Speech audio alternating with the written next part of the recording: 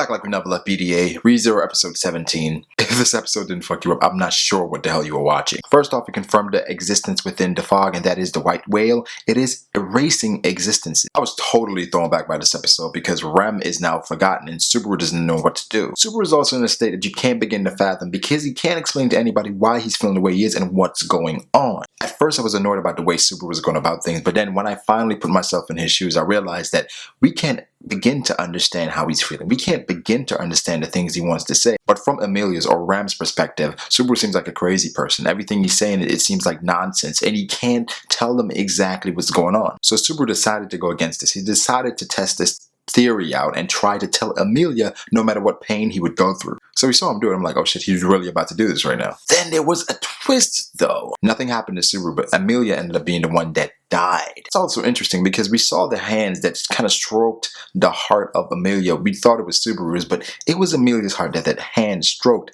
And what are these hands? We did see Betelgeuse use the same thing, and those are called unseen hands that Subaru was able to see. So then it begs the question, what is Subaru and what powers does he have? Is he a sin? Is he one of the 7 deadly sins? Betelgeuse continues to mumble these things. You are truly slothful to Subaru. And it's like, it's interesting because what is going to happen next? When Rem made the sacrifice for Subaru and just dived into the fog and all the sound went out, I was like, bruh. But at the end, it seemed like it wasn't even a necessary sacrifice because the white whale came back again. But what's really killing Subaru is that they don't remember Rem. Ram doesn't remember Rem, and it's killing him. The interaction between Subaru and Amelia, it was kind of awkward at first, but I expected it to be that way because if you remember the last time they had interaction with each other, it didn't really end well. She obviously cares for Subaru, so seeing her in the state that she was in kind of tore her up because she just looked like she was happy to see him, but also disappointed that everything went down the way it did. Subaru at first came off as remorseful, but then he kind of transitioned into this anger filled, this person that was just so much malice and they were so regretful about things that happened. Like I said before, not being able to say what is going on is tearing him apart, but we did see some growth from Subaru this episode as well. Otto referred to the situation as a game, and Subaru took offense to that because if you remember when Subaru first started,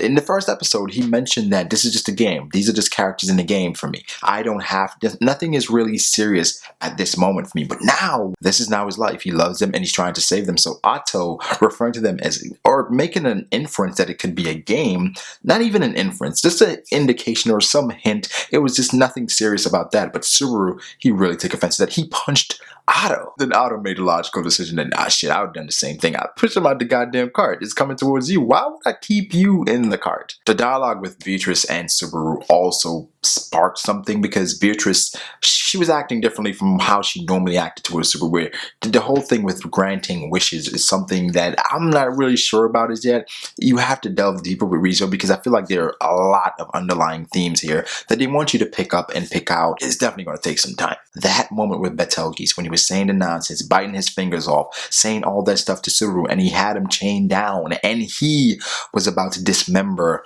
Amelia. I thought there was going to be a crazy scene, but then Puck shows up.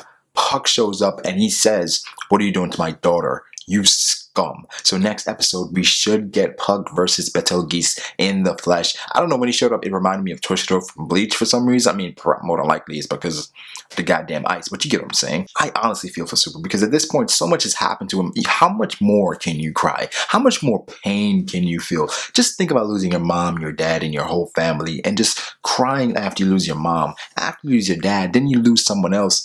You would be numb. ReZero is on another level for me, and I am seriously enjoying this series. I'm so happy I didn't give up on it at the beginning when it was kind of weird, but now it is just absolute greatness. Let me know what you thought about this episode of ReZero. Like I said, great stuff. Not really sure what happens next episode, but I am definitely looking forward to it. So as always, like the video, subscribe to the channel if you have not. That would be dope.